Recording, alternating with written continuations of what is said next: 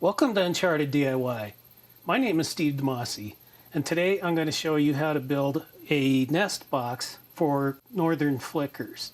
We have a nest that flickers made in our backyard in an apple tree. They ended up having 5 babies, and that was an awful lot. It goes deep, but it's not very wide. And because we had so many last year, I decided to build a nest box for them. The plans I found online for nest boxes like this all call for using a 2 by 8 by 12 foot piece of pine or cedar. The problem with that is the cedar is very difficult to find in that dimension, and it's expensive. And then on top of it, there's the weight of the lumber. A 2 by 8 by 12 weighs between 27 and about 35 pounds. And almost all of it gets used in this box, and that just seemed like way too much weight to have on the pole that I'm going to be mounting this on. So I wanted to come up with something that was not only lighter, but easier to manage. On my website, you'll find detailed plans for how to build this using cedar pickets rather than dimensional lumber. By using cedar pickets instead of dimensional lumber, that does several things. The cedar pickets have a nice rough surface to them, which makes for a great gripping surface for the flickers. They come in 6-foot lengths, so I can get them in my car, and they weigh about half of dimensional lumber. I used a combination of 5.5-inch wide pickets and 3.5-inch wide pickets and attached them together. They weren't quite thick enough, so I ended up staggering them and attaching them together to make a nice thick piece of wood. It's about 1.5 inches thick. I did change some of the plans that I found online to suit the different dimensions that I'm using. I also added some unique features to it, like this cover here. Behind the cover is a 2.5-inch nice smooth hole. The thinking behind this cover is that it gives the flickers something to actually drill out and make this their home. They like to work on something rather than just move into a prefab box. But the hole is big enough that they can stick their heads in and look around and see that it's a suitable nest, and they'll be able to finish it up. This box is bigger than the ones that I found online, and I added these panels on the front so that they have something to climb onto while they're finishing drilling out this hole. Without that, they might have a hard time getting enough leverage to really get this hole nice and clean the way that they want it. On the Uncharted DIY site, which is uncharteddiy.com, you'll find plans for this nest with the specific dimensions for using pickets rather than dimensional lumber. So what I've done here is I've taken pickets, which are about 5/8 of an inch thick, and I took a 5.5 and a 3.5 inch, and I'm going to attach the two of them together to make one width like this. One layer of pickets isn't quite enough to make for a sturdy board. So what I'm going to do is put the 5.5-inch wide pickets and 3.5-inch wide pickets here, and then go opposite with the exact same technique and attach it on top. And the joints are staggered, and that way it's nice and strong. Wind won't blow through there, light won't leak in. It should feel very much like a natural nest to the birds. And then I'll take the other skinnier picket and put that along like this. So the way that I'm going to attach these, I thought about this a great deal. I could either glue these and then clamp them and wait overnight and everything, but that's a bigger project, requires a lot of clamps, and I'm not 100% sure that the glue is safe for the birds. So what I intend to do instead is use a brad nailer. So what I'm going to do is nail mostly on the outsides of these, because this is where the screws are going to go in, and it'll be overlapping the other wood. And then I'm going to nail in the center area. Now what I'm using here are 3/4 inch brads. You could use 3/4 to 1 inch. I lined them up like this and decided that this was the perfect depth. I don't want them getting so close that they might protrude and be visible on the inside of the nest, because I'm afraid that the flickers are going to see those and try to peck them out. And they're kind of sharp and I don't want them being injured. So by having these go with about a 1/4 inch clearance, these will never be visible on the inside. If you don't have a brad nailer, you can do this by hand too. You could either use short screws or you could nail them together the way that I'm going to do this with a brad nailer. It's just the brad nailer is a whole lot faster. If you have one, it's a great tool. If you don't, you might want to consider one. I can't believe how often I use mine, but it does require an air compressor. So it's a little bit larger investment in tools. So I'm using 3/4 inch brads. And there we go. So what I don't want when I put these together is for any sort of a gap. As you can see, the length of the board here, by over this area, it's beginning to have about a 1/4 inch gap. That's not going to be acceptable. And so what I'm going to do is clamp these before I nail them down with the brad nailer. So I'm going to put the wide one on the back here, skinny one on the front, and then just make that opposite for the layer on top. So skinny one goes on the back and the wide one goes on the front. Again, I don't want any gap here, so line these up carefully. Then I'm going to clamp them together using quick grip clamps. By clamping like this, you can see it's going to get rid of any gaps. There, that is perfect. Now, ready to nail these together with the brad nailer. I go in about 3/8 to 1/2 inch from the edge and put one about every 4 to 6 inches, somewhere in that range.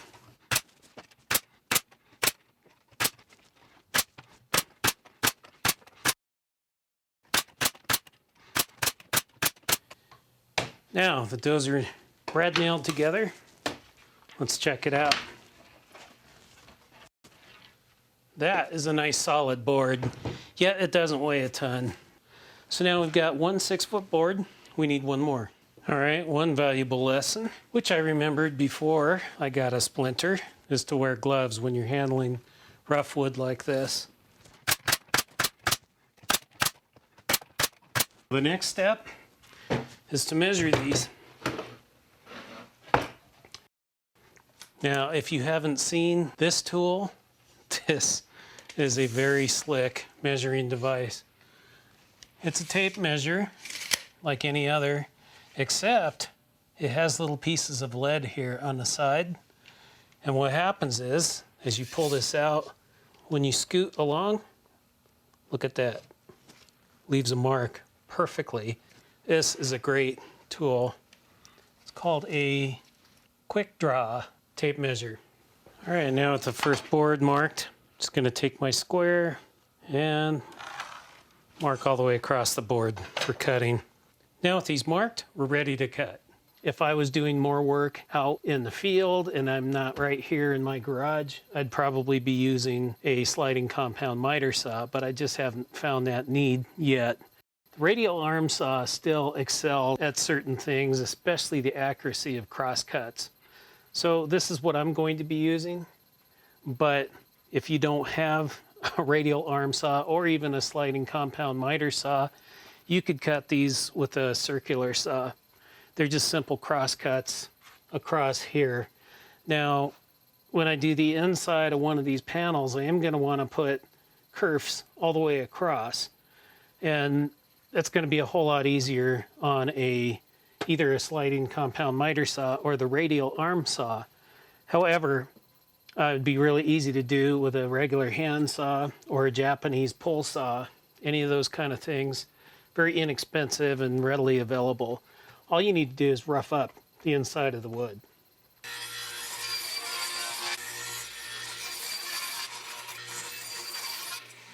For the next step, I'm going to cut kerfs on the inside of the front panel. And the idea is that this roughens up the surface and it gives the baby flickers something to grab onto I'm not going to measure and mark this out. It really isn't very important to make it accurate. No one is going to see this other than the baby flickers. I don't think they care if it's spaced properly or not.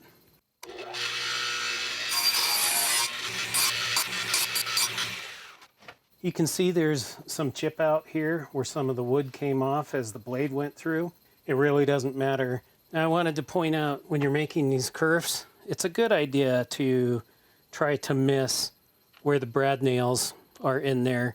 If you hit them, it's not gonna kill the blade, but it's not very good for it. You know, the brads are a lot smaller than a typical nail, but it's still gonna dull your blade. So it's a good idea if you can miss them, which is why some of these are kind of unevenly spaced. While I'm at the saw, another addition I want to make is to the base. So I'm taking off these corners to allow drainage in the bottom of the nest. So while I'm still at the saw, I want to add some grooves to act as drainage channels on the inside, the underside of the roof. Again, these don't go all the way through, they're just grooves. And this will help keep rain from infiltrating the nest box. Now, the next step in the process is to drill the entrance hole, and that should be 19 inches up from the bottom. We want the hole to be 2.5 inches to fit a flicker. So I'm going to use a hole saw. You could also cut the hole with a jigsaw, or you could actually make a ring of circles with a regular drill and then use a fine blade to be able to just cut right in between them. But a hole saw is going to be faster and easier if you have one. I don't remember exactly what I paid for this hole saw setup from Harbor Freight, but I'm pretty sure it was under $10. Another great trick was to take a thin piece of wood and make some small irregular holes in it. The idea being is that the flickers will see that this is the beginning of a hole and they will want to drill their own. So this is going to go right over the top of the existing hole like that, and they'll be able to just peck their way right through there and make the exact size hole opening that they'd like.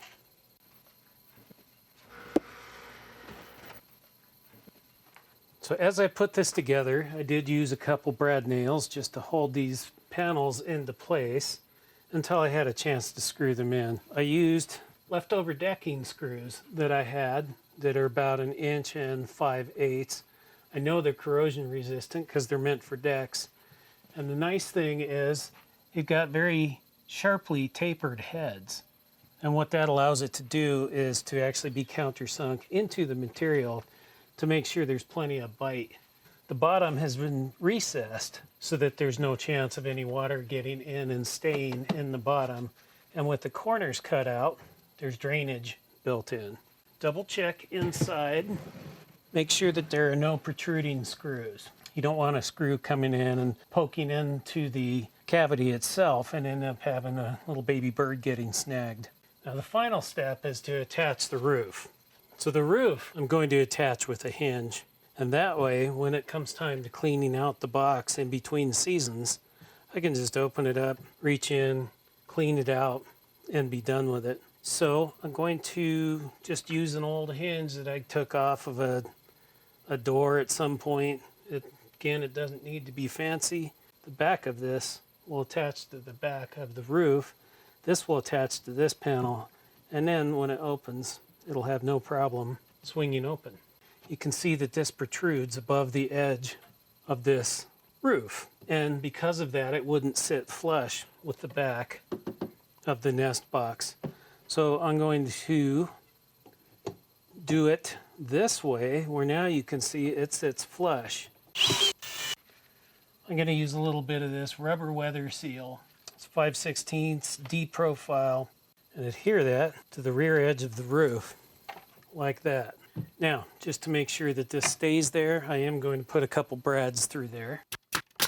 And now, when that gets mounted and pressed into place, it's going to create a nice tight weather seal here. We need to cinch the roof down to the top. And in the spirit of using things that I had laying around, the way that I'm going to cinch this down is just a simple small hinge. You could use an eye hook, you could use a piece of wire, you could screw it down. There's any way that you can cinch this top down. So as you can see, the hinge takes up a little bit of space, which is actually a good thing. This will allow for some air circulation within the nest. Because I covered the hole with wood, anticipating that the flickers were going to finish drilling the hole through, I was concerned that they may not be able to hold on to the front of the nest box very well. And so I've taken some scrap material here and I'm going to create what is essentially a ladder on the front that will allow them to cling on while they're doing the drilling. Now I'm just going to attach these to the front of the box. Now, had I thought about this first, I would have done this to the front panel itself before I attached it, but I didn't really want to disassemble the box. So I'm just going to add this right on front. Now, because these grooves run right up almost to the edge of the board, I'm going to pre-drill these holes so that I don't end up splitting through the wood. I'm going to take a drill and do a rough circle here, approximately the size of the opening, but I'm going to just thin it out. I'm concerned that if it's too much work, they're not going to have time to do it before actual breeding season begins.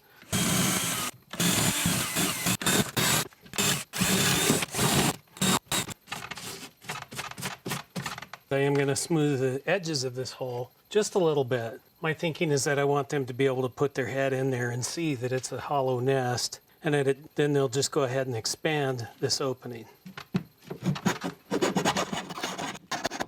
This looks like a nice natural opening, and I want it to not be so big that starlings are able to get in there, because we do have a big problem with starlings. I don't want them taking over this nest box before one of our flickers even sees that it's available. The thing I need to do now is add mounts so I can put this up on my flagpole. Your mounting situation could be completely different, but I'm going to go for a pole because we do have a lot of squirrels and I don't want them taking over the box either. So I'm going to mount it up on a flagpole that I already have up for a weather station. So my plan to be able to mount these on that flagpole are these pipe hanger brackets. Now, if I was doing this all over again, I would bring some of this back panel down so that I've got a little bit more room to put a fastener through the underside of the back. I'm still going to be able to work with what I have, but it would be easier if it was longer. I'm using washers under the bolts so that it spreads out a little more of the surface area and the bolt won't just pull directly through the wood. If you use this system, one more tip is you should use lock washers on there. The last thing you want is for this box to be coming down in the wind. Now that the pipe hanger brackets are on here, we're ready to mount it to the pole. So another tip, besides putting on the cover and kind of pre-drilling this hole, is to put about a third of the box full of wood shavings. This is pine wood shavings, and it gives them something to excavate. And again, it's part of the mating ritual and gives them the opportunity to feel like they're really making this their home. Kind of like it works for human relationships, the amount of work done to make the house more of a home comes into play in terms of attractiveness. For flickers, it's pretty important to have those shavings in the nest. The male will do the majority of the excavation. And the funny thing is, a lot of times they'll wait until the female is within earshot before they start drumming and hammering and working on the nest. And he actually is working very hard, but he makes sure that she notices. Once he's done excavating the nest, it's her turn to move in and get rid of some of the wood chips and kind of rearrange the furniture, so to speak. Between the two of them, they create the perfect nursery. Now, the only thing left to do on this project is for me to go mount it on the pole. I'm Steve, and thanks for watching Uncharted DIY. If you've enjoyed this how-to video, please make sure to like and subscribe, and also check out uncharteddiy.com, where you'll find further information and more detailed how-to projects.